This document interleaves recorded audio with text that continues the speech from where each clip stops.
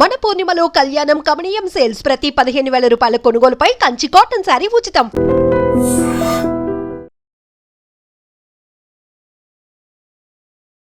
నమస్కారం, welcome to I dream. ధర్మ మార్గం విత్ విజిత కార్యక్రమానికి స్వాగతం.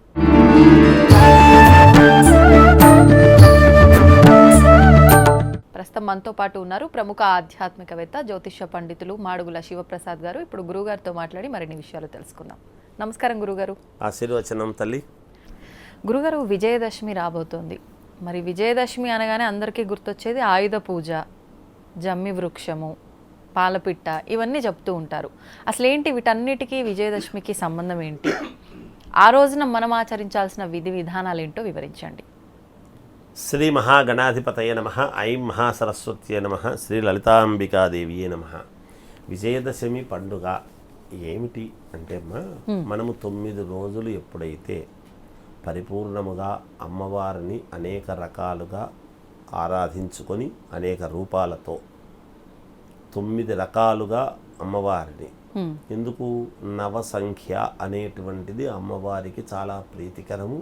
మనకు కూడా నవరంధ్రాలు, నవధాన్యాలు, నవగ్రహాలు మనల్ని నడిపిస్తూ ఉండేటువంటిది. ఇలా సంఖ్య అనేటువంటిది సంఖ్యాపరముగా కూడా మనం చెప్పుకుంటాం. అవును. నవరాత్రులు అనేటువంటివి చాలా ప్రాధాన్యతతో కూడుకున్నవి. ఈ నవరాత్రులు అనేటువంటిది ఎప్పుడైతే మనము పరిపూర్ణముగా దిగ్విజయముగా అమ్మవారిని శ్రద్ధాభక్తులతో మనము చేసుకుంటాము, పరిపూర్ణముగా అయిన తర్వాత విజయదశమి 10వ రోజు విజయము, విజయోత్సాహము. సరే, మనకు పురాణాలు ఏం చెబుతున్నాయి అంటే విజయదశమి రోజే పాండవులకు మేలు జరిగింది అని, అటువంటిది ఒకటి. ఇలా మనము కొన్ని ఏదో ప్రామాణికముగా మనం చెప్పుకుంటాం. అవును. అలా వాళ్ళకు విజయం చేకూరింది కాబట్టి విజయదశమి అనేటువంటిది. శమీ వృక్షము అంటే విజయదశమి నాడే ఆ శమీ వృక్షము మీద ఈ పాండవులు దాచిపెట్టినటువంటి వాళ్ళ యొక్క ఆయుధాలు సాక్షాత్ భగవంతుడి యొక్క అనుగ్రహముతో వాళ్ళు పొందినటువంటిది. ఆ ఆయుధాలు గాంధీవము, మరి భీముడి యొక్క గద అన్నీ అక్కడ పెట్టారు కాబట్టి మనము ఇలా అని అనుకుంటాం. అవును గురుగారు. ఈరోజు చాలామంది మెడలో కరుంగలిమాల అని వేసుకుంటున్నారు. అది శమీ వృక్షంకు సంబంధించినటువంటి మాలనే. అది అవునా గురుగారు? అది తెలియక ఏదో వేరే వేరే అన్ని చెప్పుకుంటున్నారు. కానీ జంబి చెట్టు, ఈ జంబి చెట్టును శమీ వృక్షము అంటున్నాం మనం సంస్కృతం. ఆ జంబి చెట్టుకు తిరిగితే సకల పాపాలు దోషాలు పోతాయని శాస్త్రము చెప్పబడి ఉంది.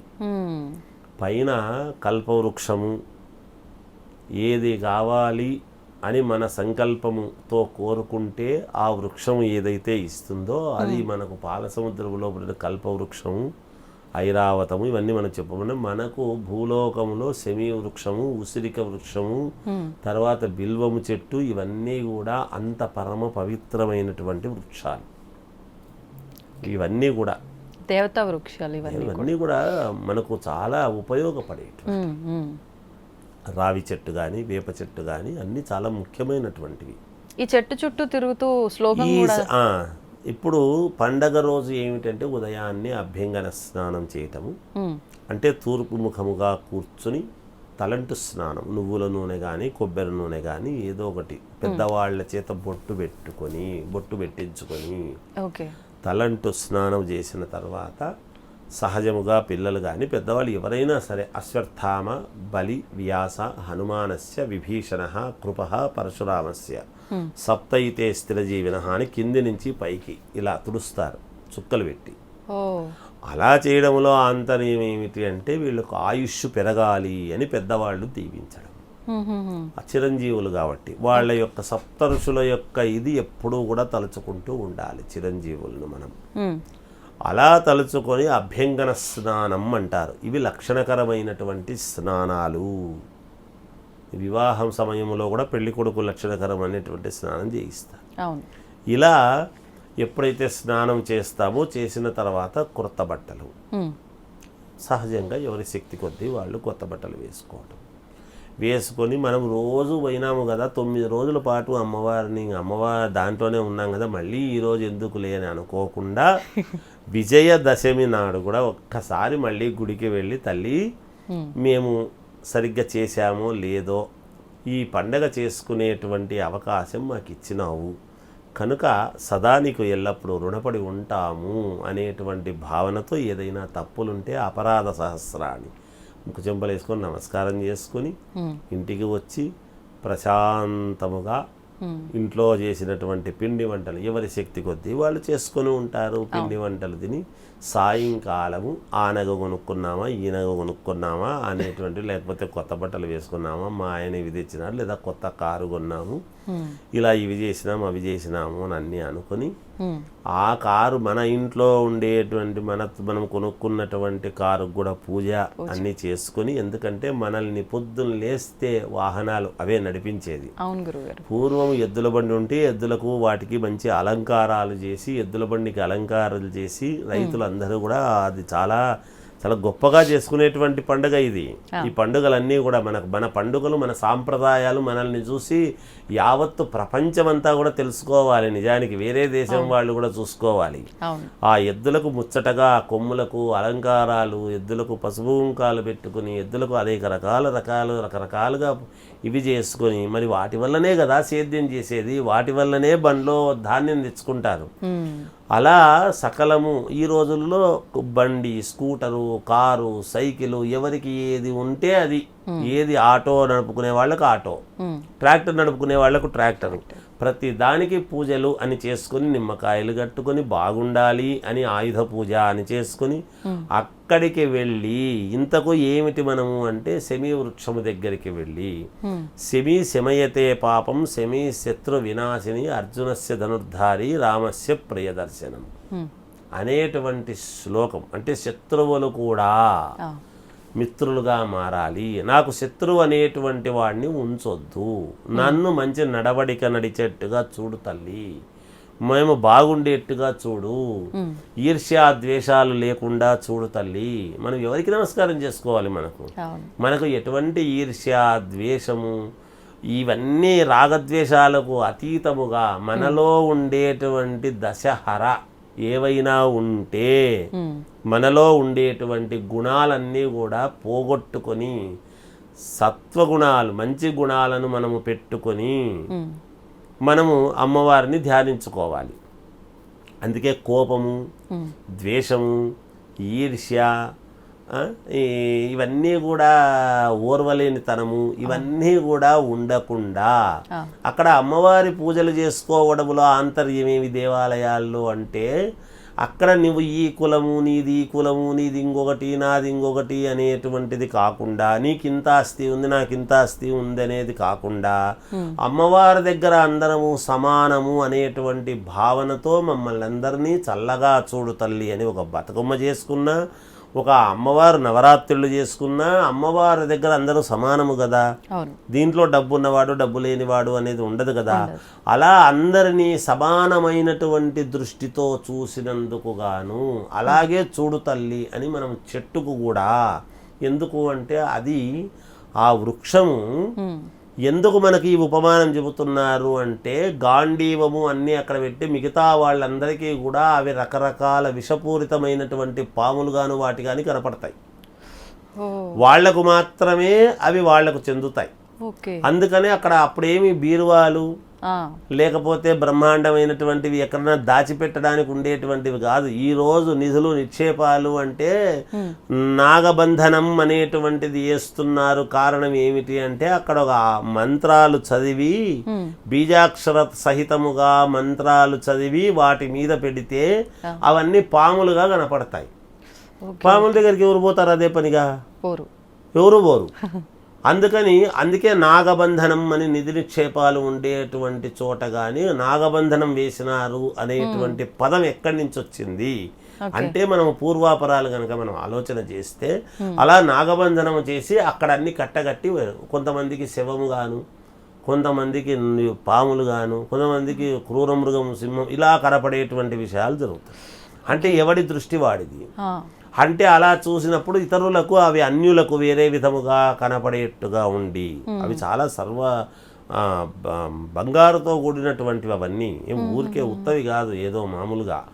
అందువలన అటువంటిది మరి బంగారాన్ని ధరించినటువంటిది అది శమీ వృక్షం. ఆ శమీ వృక్షానికి గనక మనము నమస్కారం చేసుకొని తిరిగినాము అంటే తెలుసో తెలియకో చేసినటువంటి పాపాలు, ఈర్ష్యాద్వేషాలు, మనకు రాగద్వేషాలు అన్ని రకాల పోయి మనం సంతోషముగా గడపటానికి మాకు మేలు చేయి తల్లి అనేటువంటిది రాముడంతటి రామస్య ప్రియదర్శనం, రాముడంతటి వాడు ప్రియముగా దర్శించుకున్నటువంటిది. Okay okay. అటువంటి ఇది మనము పొద్దున్న లేస్తే రామో విగ్రహవాన్ ధర్మ అని చెప్పుకుంటాం. రాముడంత ధర్మపరుడు లేదు అని. రామశబ్దము రామ అంటే చాలు మనకు సర్వపాపాలు హరిస్తాయని. రామ అని పలికితేనే అలా హరించుకొని పోయినప్పుడు రాముడు దాన్ని పరమ ప్రీతిగా చూసినటువంటి మనం చేస్తున్నాము అంటే ఎంత పుణ్యప్రదం. అందువలన అలా కొత్త బట్టలు వేసుకొని శమీ వృక్షానికి తిరిగి దాన్ని తీసుకొని శమీ వృక్షాన్ని బంగారు అని ఏదేదో వేరే ఆకు తెచ్చి పెడుతుంటారంతా. అలా బంగారు వేరే ఆకు తెచ్చి పెట్టడం కాదు, జంబిపత్రి అనేటువంటిది తెచ్చి ఎప్పుడైతే పెద్దలకిచ్చి నమస్కారం చేసుకుంటారో భగవద్ అనుగ్రహము పరిపూర్ణముగా ఆయుర్దాయము పెరుగుతుంది, ఆయుష్నిస్తుంది, అది ఆరోగ్యాన్ని ఇస్తుంది, మనకు అన్ని పనులు సమకూర్చి పెడుతుంది, మనకు విజయాన్ని లభిస్తుంది. ఏ పనిలో అయినా మనకు నిజాయితీగా మనం పని చేసుకుంటున్నాము అంటే, నిజాయితీగా ఒక సంస్థ పెట్టి నడుపుతున్నామంటే, నిజాయితీగా ఉద్యోగం చేసుకుంటున్నామంటే వాటిలో ముందుకు వెళ్ళటానికి శమీ వృక్షం మనకు చాలా దోహదపడుతుంది, సర్వపాపాలు హరిస్తుంది అనేదానికి మనం దశమి పండుగ నాడు శమీ వృక్ష దర్శనం చేసుకోవాలి ఖచ్చితంగా. ఈ పాలపిట్ట విశేషం ఏంటి గురుగారు దీంట్లో? పాలపిట్టది ఏమిటి అంటే ఈరోజే అక్కడ వీళ్ళు మామూలుగా ఈ యుద్ధమంతా అయిన తర్వాత మనకు విజయము లభిస్తుందా ఏమిటి యుద్ధము అనేటువంటి భావనతో వాళ్ళు కొంచెం సంశయాత్మకముగా ఉన్నప్పుడు పాలపిట్ట ఎదురైంది ధర్మరాజుకు వీళ్లకు. మనం కూడా సెంటిమెంట్గా మనకి ఏదైనా ఒకరు ఎదురొచ్చినారు అంటే నువ్వే ప్రతిదానికి ఎదురురా, ఇంట్లో ఆడపిల్లలను ఒక అన్న ఉద్యోగానికి పోతున్నా అంటే నువ్వు ఎదురు రావి, నేను పోతాను, నాకు మేలు జరుగుతుంది అంటారు కదా. ఇదొక మనకు ప్రతిదీ సెంటిమెంట్తో కూడినటువంటి వ్యవస్థ మనది, మన జీవన విధానం. అలా వాళ్లకు ఎదురయ్యింది అని శాస్త్రాలు చెబుతున్నాయి. అందుకని వాళ్లకు పాలపిట్ట ఎదురొచ్చింది కాబట్టి విజయం లభించింది ధర్మరాజు వాళ్లకు.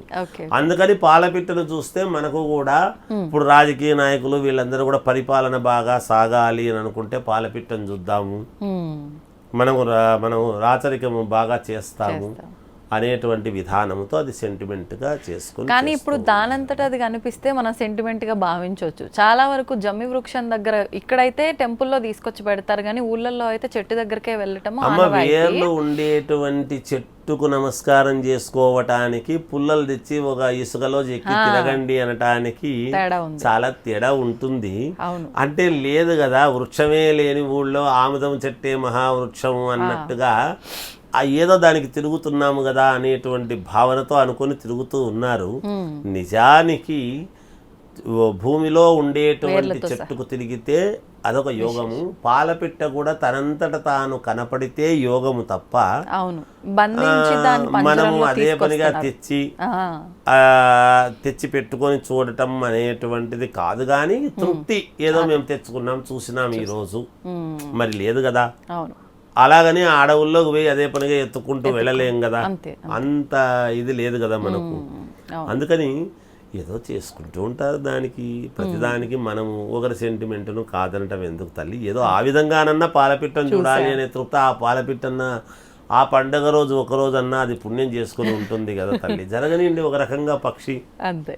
మరి ఒక రకంగా శుకమహర్షి ఆ పక్షులలో గొప్పవాడైనటువంటి శుకమహర్షి ఆ విధంగా ఆ జాతి అంతా సంతోషిస్తుందని మనం సంతోషిద్దాం.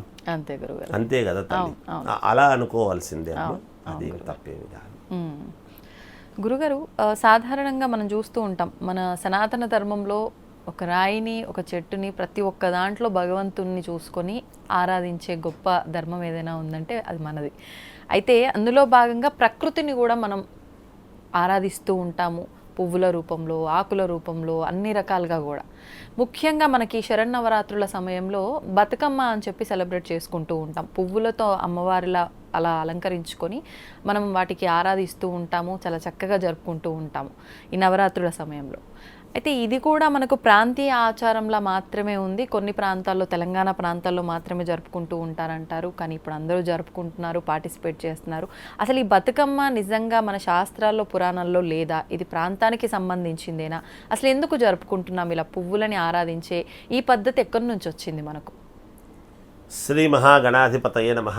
ఐం మహాసరస్వత్యే నమః. శ్రీ లలితాంబికాదేవియే నమః. అమ్మ, దేనికైనా మూలం అనేటువంటిది ఒకటి ఉంటుంది. ఇక్కడ బతుకమ్మ అనేటువంటి ఒక విధానము తెలంగాణ ప్రాంతంలో ఎక్కువ.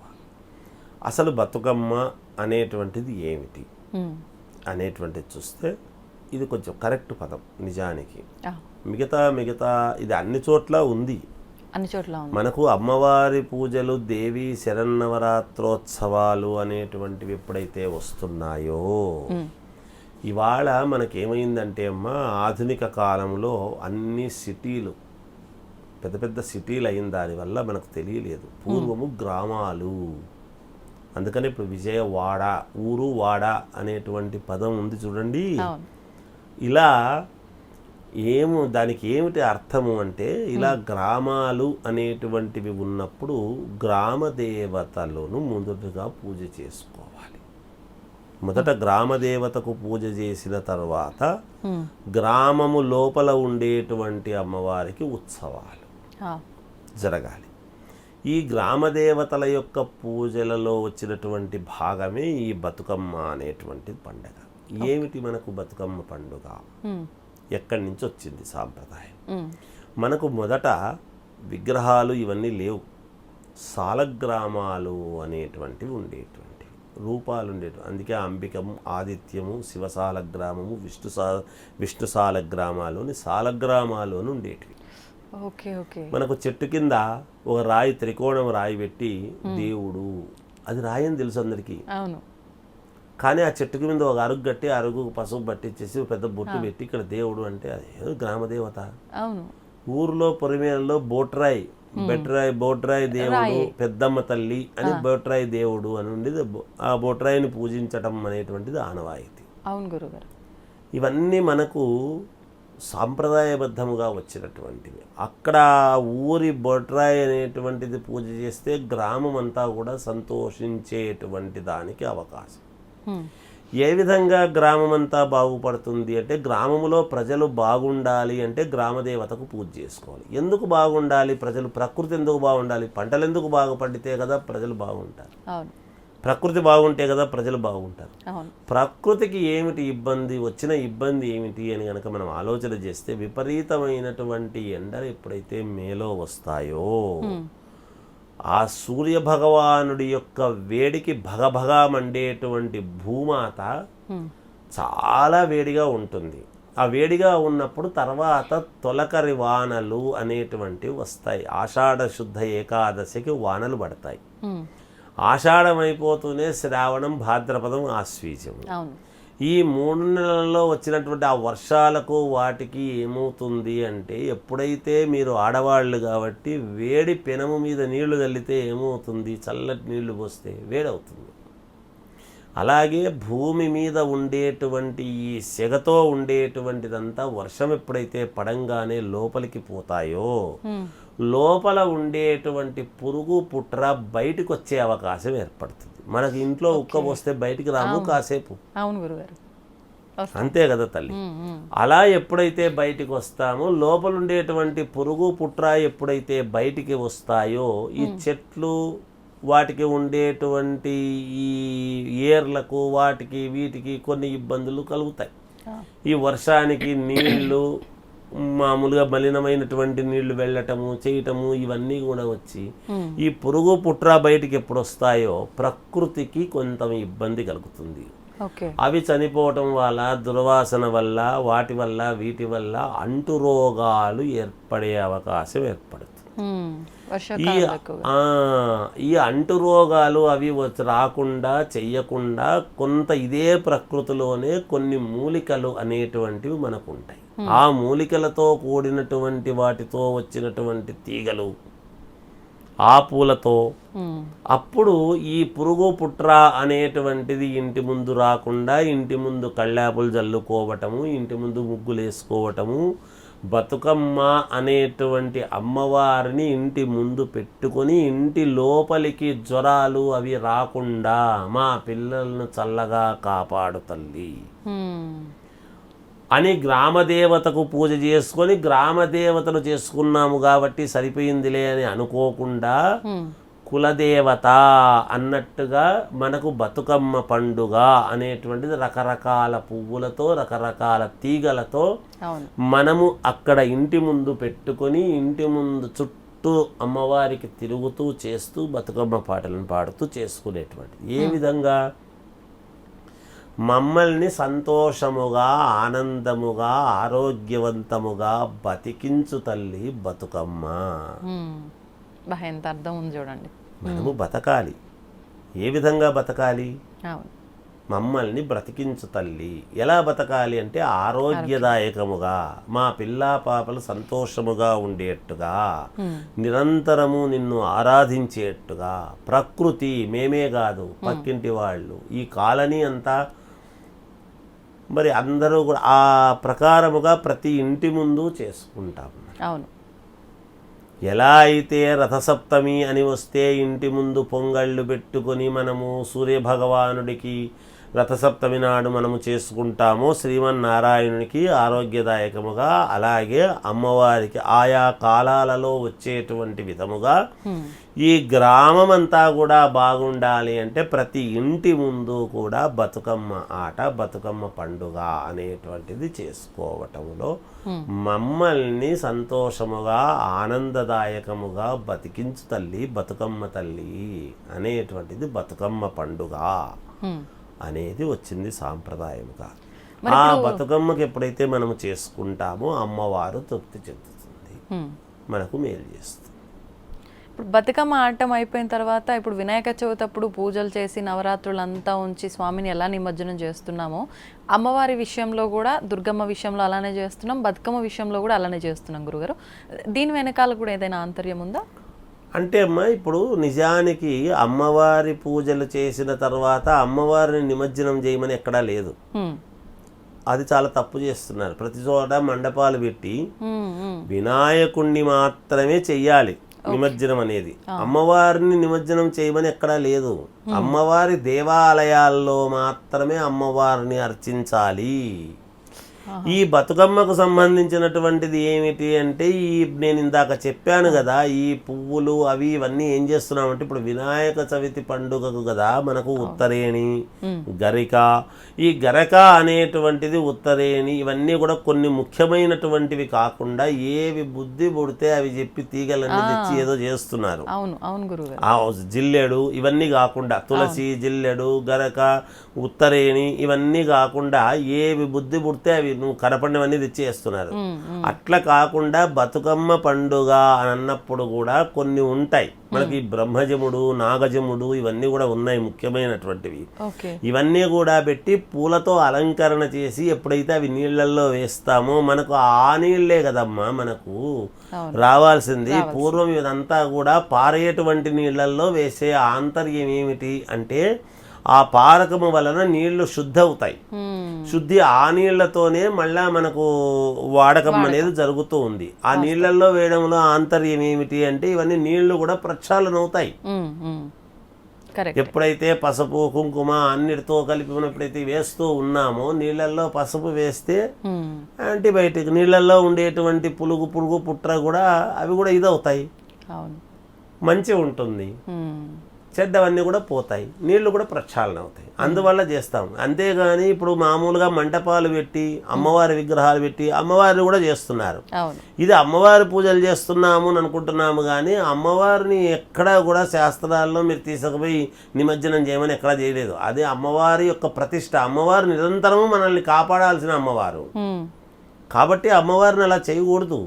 అలా మండపాలు పెట్టి చేసి ఆరాధన అవి కాదు చేయాల్సింది. దేవాలయాలలో దానికి పెట్టే ఖర్చు, దేవాలయాలలో జరుగుతూ ఉండేటువంటి అమ్మవారి దగ్గర నివేదన, ఇంకా ఏం చేయాలంటే దేవాలయాల దగ్గర అన్నదానము, అన్నప్రసాద వితరణ అనేటువంటిది కనుక దీనికి పెట్టే ఖర్చు అక్కడ పెట్టారు అంటే సర్వప్రాణికి మీరు ఇప్పుడు మండపాలు పెడుతున్నారో లక్షల కోట్ల మండపాలు పెట్టినంత పుణ్యం అన్నదానం వల్ల వస్తుంది.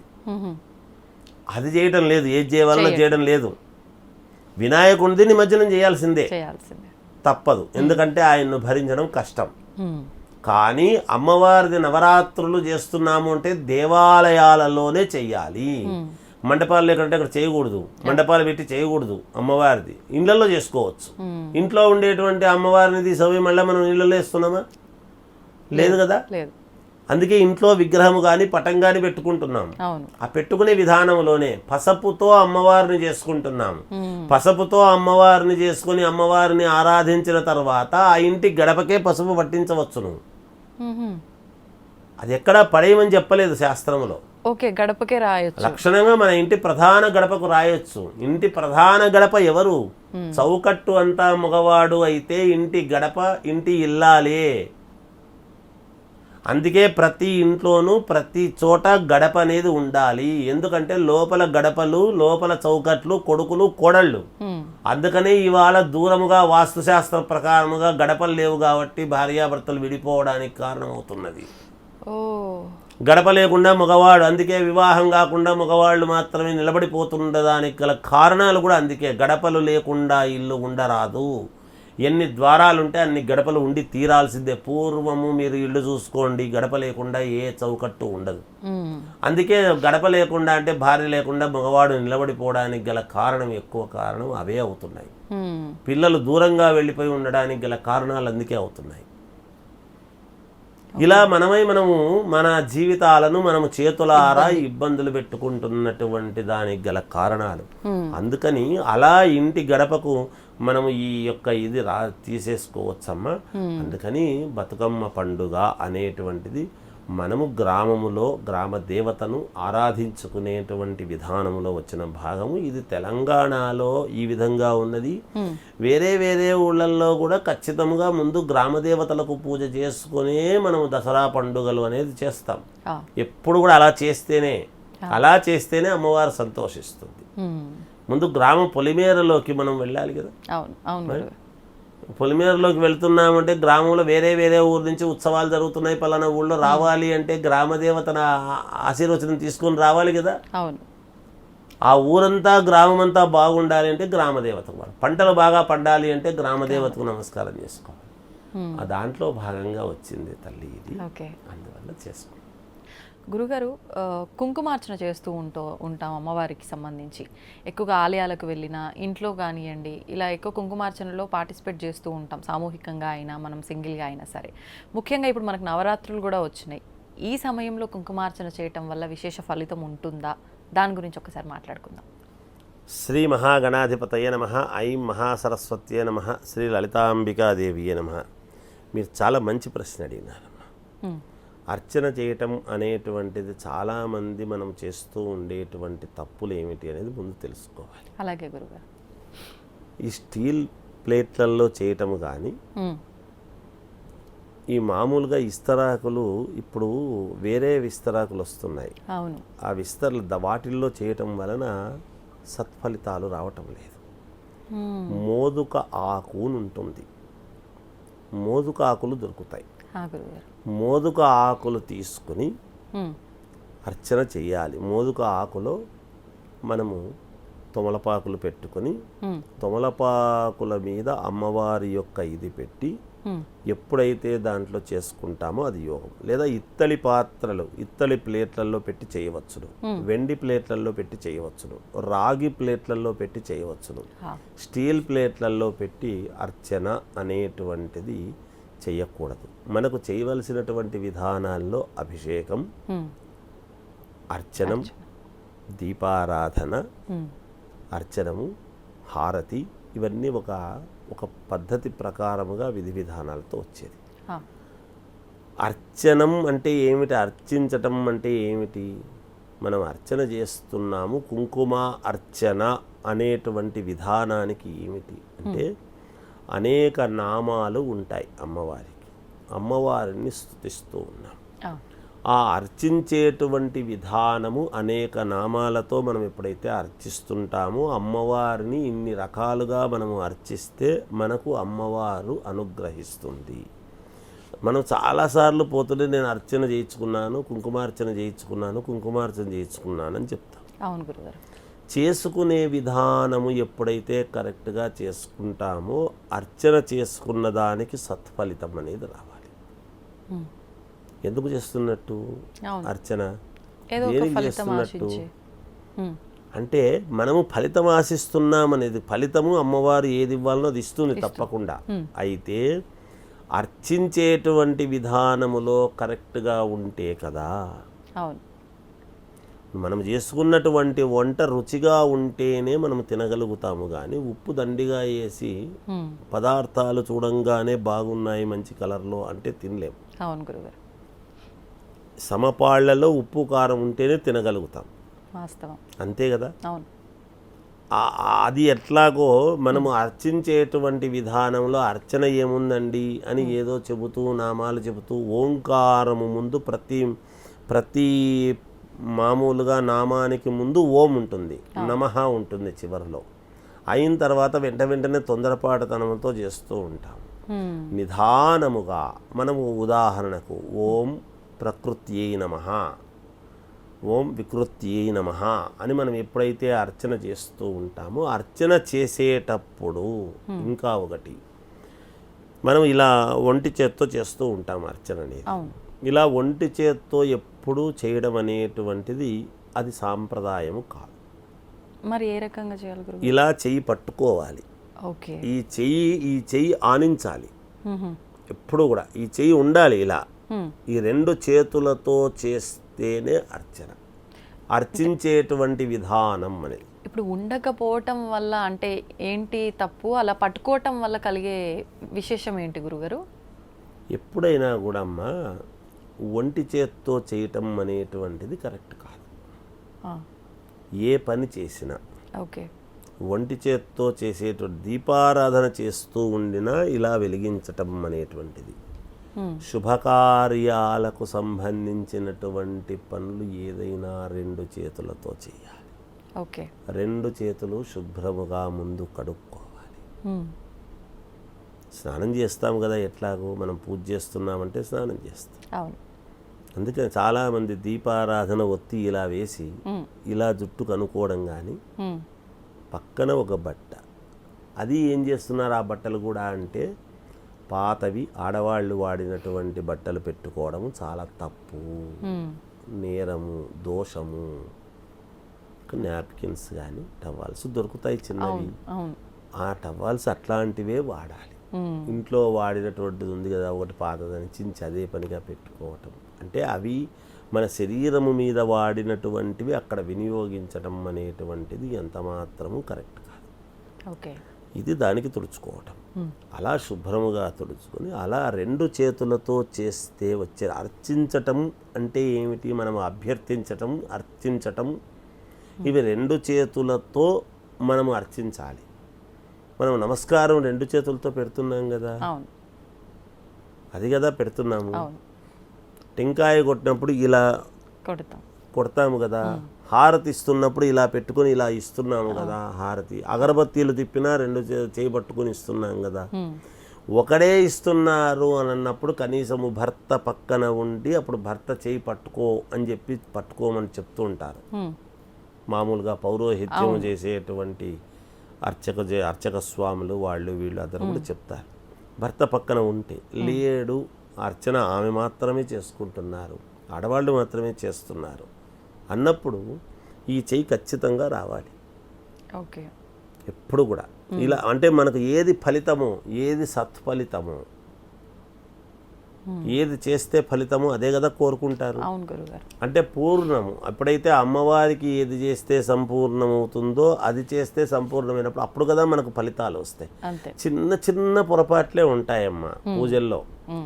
మేము ఎన్నో పూజలు చేసినాము గురువుగారు, మాకేం జరగడం లేదు గురువుగారు, మేము ఎన్నో పూజలు చేసినాం, మాకు ఎందుకో జరగడం లేదంటారు. అవును.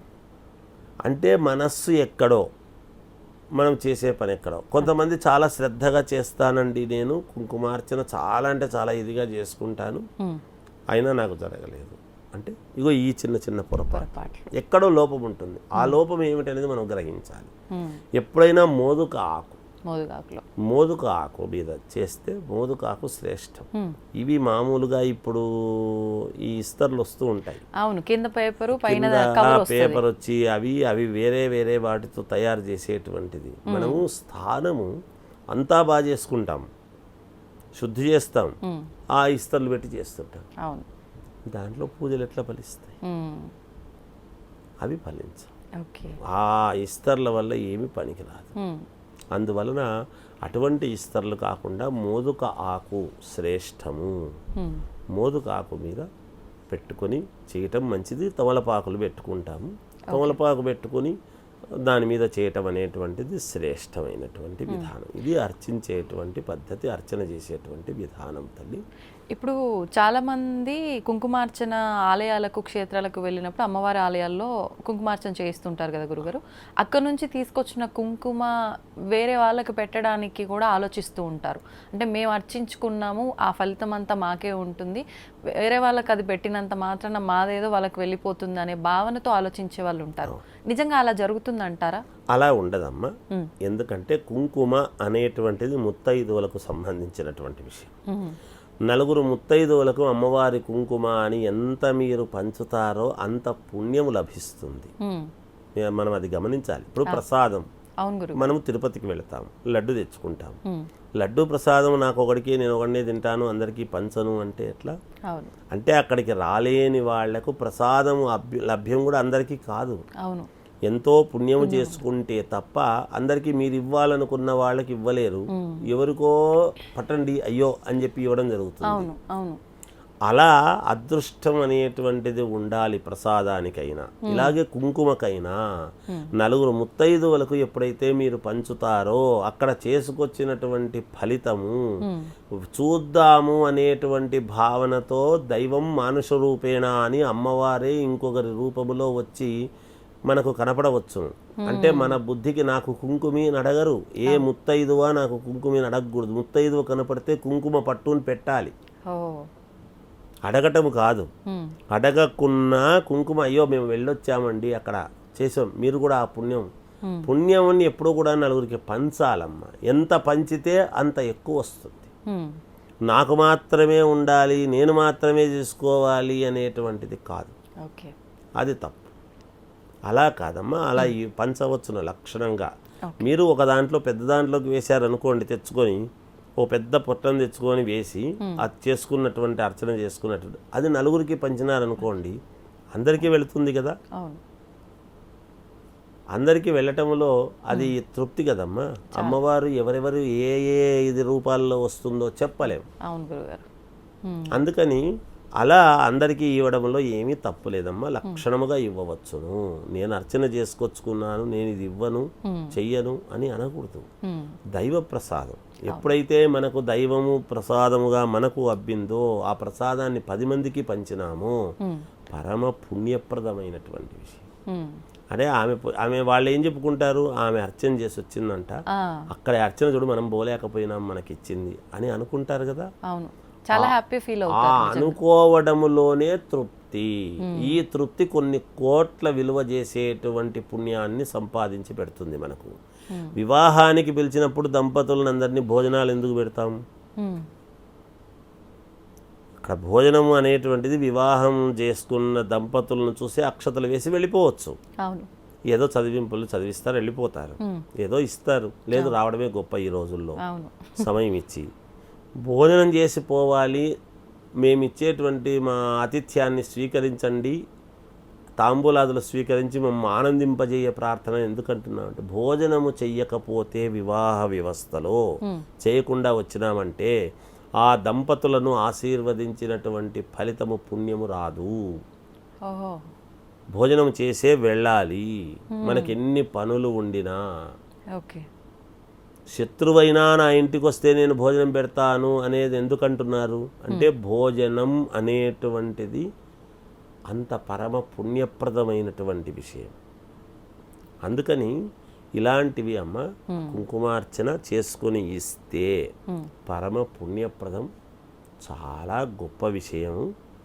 ఆమె దీర్ఘకాలముగా సుమంగళిత్వం అనేటువంటిది ఉంటుంది గాక, అమ్మవారి అనుగ్రహము. అది గౌరీదేవి సంతోషిస్తుంది కుంకుమ పంచడం వలన. ఓకే. నిత్య సుమంగళి కదా ఆమె, పార్వతీదేవి సంతోషిస్తుంది. అది తల్లి. ధన్యవాదాలు గురుగారు. జయోస్తు. And don't forget to subscribe to iDream. And for more videos, Please subscribe to iDream. Please subscribe to iDream. Please subscribe iDream. And please subscribe to iDream. For more videos, subscribe to iDream. please like, share and subscribe to the channel. Congratulations, iDream. Subscribe to iDream. Subscribe to iDream. So subscribe to iDream Media. iDream ki iDream team andarki huge congratulations. Please subscribe iDream Media. Please subscribe to iDream. Subscribe iDream. Please subscribe to iDream. iDream అంటే నా కళల channel subscribe చేసుకున్న నోరు తిరుగుతలేదు, మీరైతే గంట గుర్తు కొట్టండి. For more such videos, please subscribe to iDream. Subscribe to iDream. Please subscribe to iDream. Please subscribe iDream Media. Please do subscribe to iDream. Please subscribe to iDream Media. For best entertainment and information, please subscribe iDream.